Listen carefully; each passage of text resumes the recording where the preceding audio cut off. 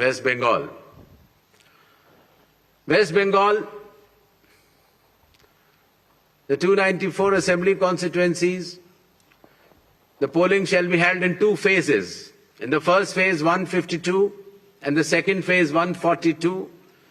The date of poll shall be 23rd of April and 29th of April, and the counting shall be together for all, that is 4th of May 2026.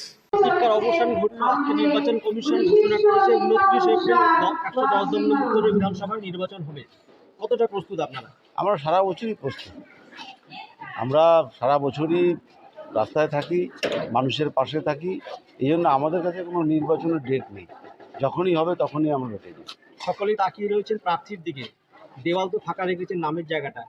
দল ঘোষণা করুক, নিশ্চয়ই আপনারা জানতে পারবেন এবং খুব পরিচিত মুখী হবে। মাঝে বাজারে খুবই উঠেছিল যে বিধান বিশ্বাস হয়তো দাঁড়াবেন, সেখানে কোনো সাসপেন্স থাকছে? কোনো ব্যাপারই নেই এইসব।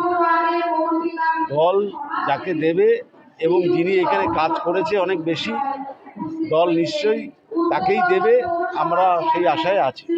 কবে থেকে আপনারা পথে নামবেন? আমরা পথে নেমে আছি।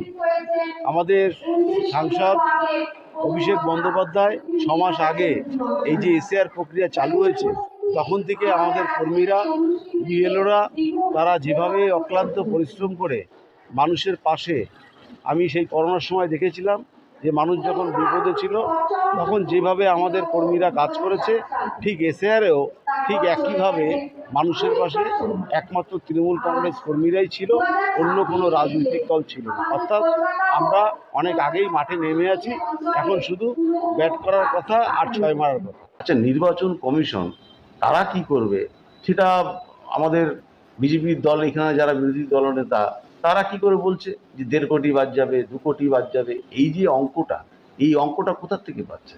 আর আজকে আমি বলি, আজকে যারা বিজেপির নেতারা, কেন্দ্র নেতাদের যারা বুঝিয়েছে, আজকে বুঝতে পারছে যে এই এসআইআরটা করাটা আমাদের কতটা ভুল হয়েছে বাংলায়।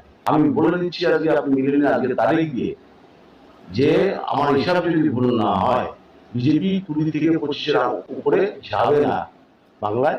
তাদের এই অবস্থা হচ্ছে। এবার মনে হচ্ছে আরও কমে যাবে। কি কি ইস্যু নিয়ে আপনারা প্রচার করবেন মানুষের কাছে?